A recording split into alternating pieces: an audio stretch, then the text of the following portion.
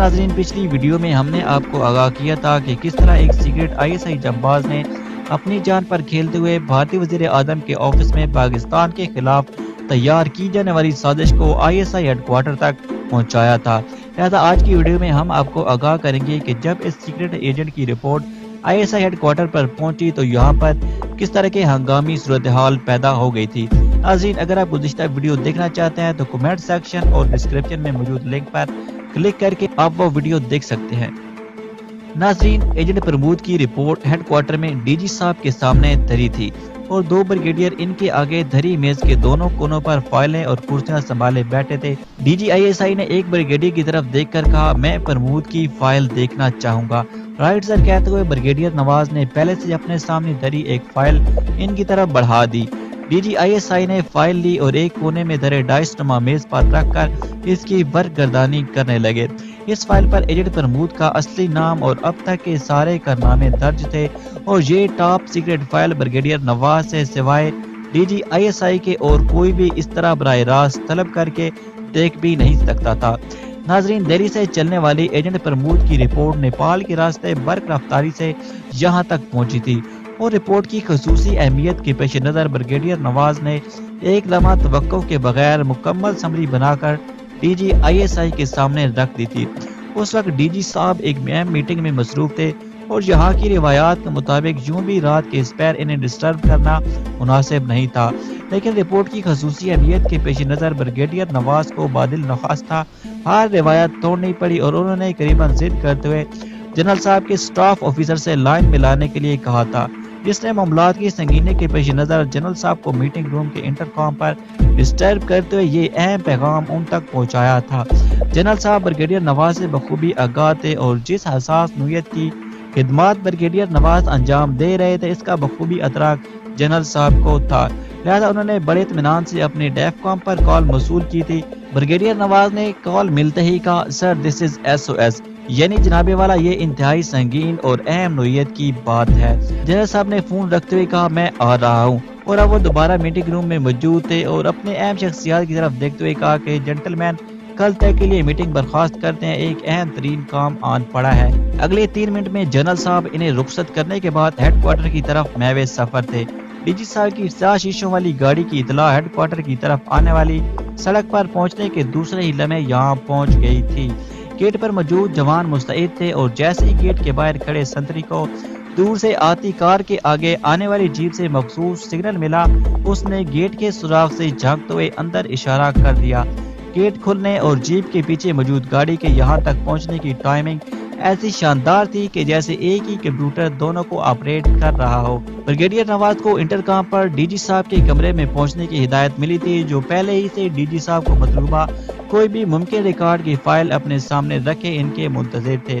اطلاع ملنے پر وہ اپنی ان ٹاپ سیکرٹ فائلز کے ساتھ وہاں پہنچ گئے۔ بریگیڈیئر نواز نے DG صاحب کو سلیوٹ مارتے ہوئے کہا، آئی ایم سوری سر، لیکن جنرل صاحب نے ہاتھ اٹھا کر انہیں کچھ بھی کہنے سے روک دیا اور پھر بریگیڈیئر نواز نے ایک لمحے کے توقف کے بغیر وہ ساری رپورٹ لفظ بلفظ دہرا دی جو انہیں ایجنٹ پرمود کی طرف سے دہلی سے موصول ہوئی تھی۔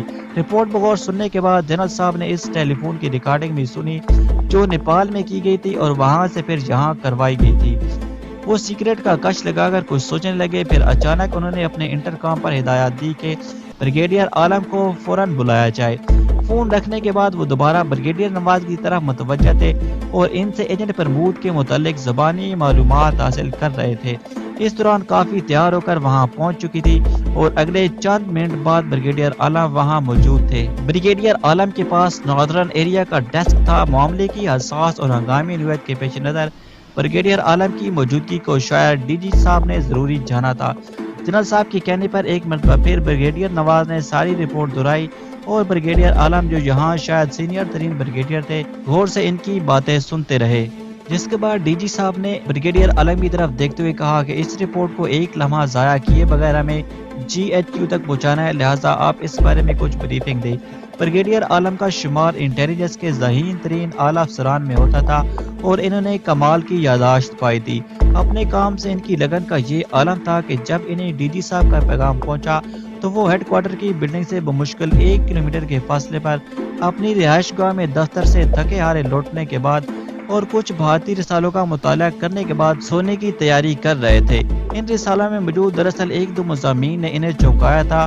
یہ دونوں مضامین انہیں ایک پرانی فائل میں موجود کلپنگ کے ذریعے دکھائی پڑے تھے۔ ان مضامین کے مطابق بھارتی فوجیوں کی ایک مہم جو جماعت نے سیاچن میں پاکستان کے علاقے میں قریباً 70 کلومیٹر تک ریکی کی تھی، لہذا کچھ دیر پہلے جب اچانک انہیں ڈی جی صاحب نے فوراً طلب کیا تو ان کی چھٹی اس نے بتا دیا تھا کہ ضرور دال میں کچھ کالا ہے، اور اب بریگیڈیئر نواز کی زبانی ایک خصوصی ایجنٹ کی طرف سے بھیجی گئی اس رپورٹ کے بعد تو وہ فوراً اس نتیجے پر پہنچ گئے کہ چند روز پہلے انہوں نے جو اپنی 15 روزہ رپورٹ فائل کی تھی اور اس میں بھارتیوں کی طرف سے ممکنہ مداخلت یا مہم جوئی کی بات بھی اشارے کنائے سے کی تھی، شاید ان کے خدشات صحیح ثابت ہو رہے تھے۔ وہ ایک ذہین افیسر تھے اور فائلوں کی مدد لیے بغیر بھی اپنے افسر اعلیٰ کو مطمئن کرنے کی صلاحیت رکھتے تھے۔ جہاں اپنے خدشات درست ہونے پر ان کے اعتماد میں اضافہ ہوا تھا، وہاں ایک بے نام سی پریشانی نے بھی انہیں آ لیا تھا۔ پریشانی یہ تھی کہ کیا اس برفیلے جہنم میں دشمن کی موجودگی کا مقابلہ ہماری فوج اپنے کم ترین وسائل سے کر پائے گی؟ ایک فوجی ہونے کے ناطے وہ بڑے پر اعتماد بھی تھے کہ کوئی طاقت انہیں بار بار اس بات کا یقین دلا رہی تھی کہ قوت ایمانی اور زور بازو سے وہ دشمن کو ضرور روک لیں گے۔ تھوڑی دیر بعد ڈی جی صاحب کا کمرہ کانفرنس روم کی شکل اختیار کر چکا تھا اور دیوار پر لٹکے ناردرن ایریا کے نقشے کی طرف پیٹ کر کے کھڑے بریگیڈیئر عالم ان سے اور بریگیڈیئر نواز سے مخاطب تھے۔ سن 1949 میں کشمیر کے محاذ پر ہونے والی جنگ بندی اور پھر 72 میں شملہ معاہدے کی سرحد بندی کے لیے ہونے والے مذاکرات کے مطابق NJ 980-420 نمبر کی لائن سے آگے ابھی لائن آف کنٹرول کی نشاندہی کا کام باقی تھا۔ بھارتی حکومت نے جان بوجھ کر اس مسئلے کو لٹکائے رکھا کیونکہ وہ 27 جولائی 1949 کے معاہدہ جنگ کے مطابق سرحدی حد بندی کرنے سے کنی کتراتا رہا ہے۔ یہ کہہ کر انہوں نے سیاچن کے علاقے میں NJ 980-420 کی نشاندہی کی اور دوبارہ ان سے مخاطب ہوئے۔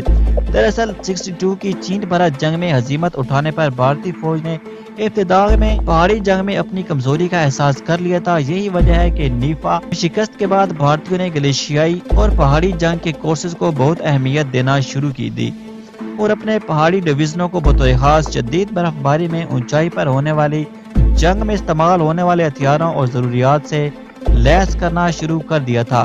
ان کی یہ ضرورت سیاچن میں ہی پوری ہو سکتی تھی جو چین اور پاکستان سے منسلک علاقہ ہے، اس لیے اس علاقے پر اس کی نظر ہمیشہ رہی ہے۔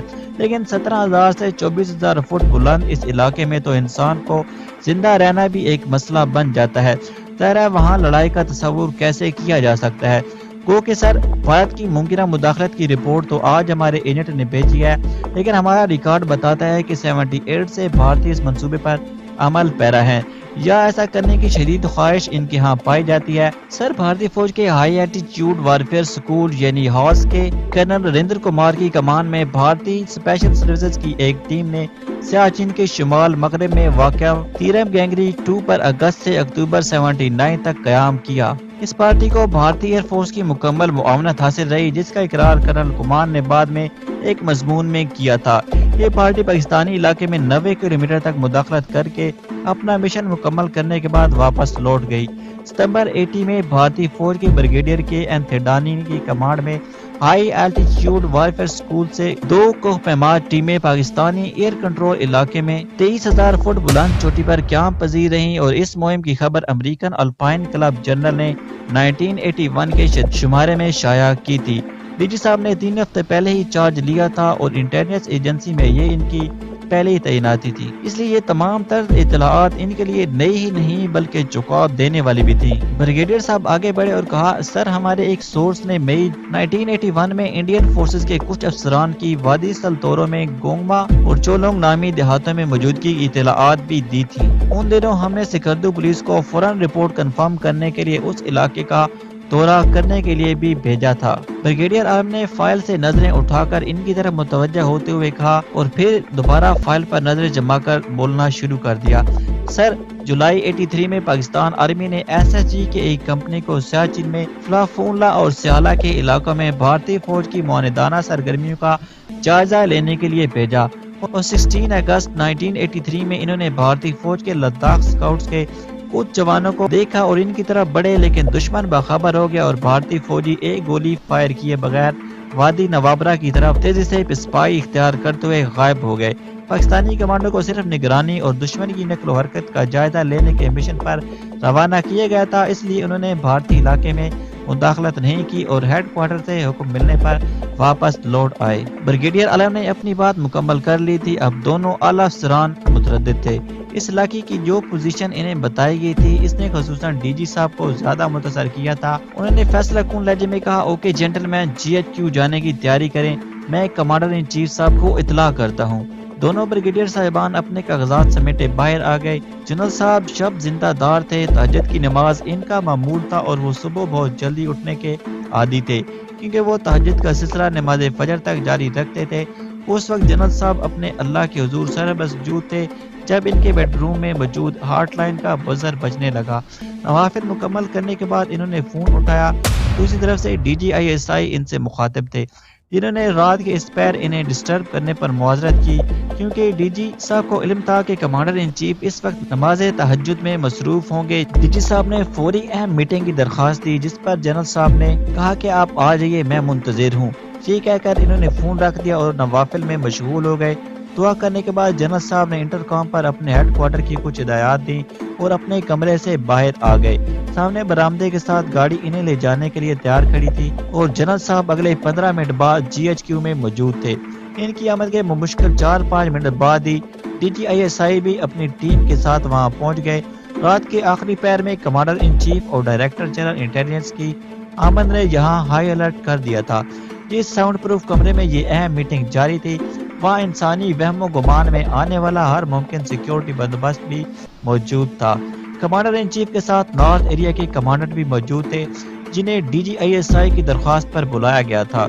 ایک لمحہ توقف کیے بغیر ڈی جی صاحب نے بریگیڈیئر منصور کو ایجنٹ پرمود کی رپورٹ پیش کرنے کا حکم دیا، جنہوں نے مکمل جزیات کے ساتھ رپورٹ پیش کر دی۔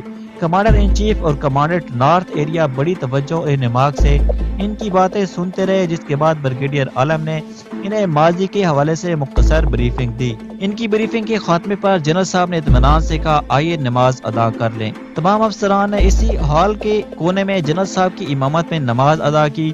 جنرل صاحب نے بڑے درد دل سے ملکی سلامتی کی دعا مانگی تھی۔ ان کے سامنے چائے پہنچ چکی تھی اور اب کمانڈنٹ ناردرن ایریا بریفنگ دے رہے تھے۔ انہوں نے بریگیڈیئر عالم کے خدشات اور ماضی کے واقعات کی تصدیق کرتے ہوئے کہا کہ ان کی دانست میں ایجنٹ پرمود کی یہ رپورٹ صحیح ہے، کیونکہ دشمن سے کچھ بھی توقع کی جا سکتی تھی۔ ناشتہ سب نے اکٹھے ہی کیا، جس کے بعد انٹیلیجنس کے ڈائریکٹر جنرل اپنی ٹیم کے ساتھ واپس چلے گئے، جبکہ کمانڈر ان چیف نے فوراً ہی اہم ترین اجلاس طلب کر لیا تھا۔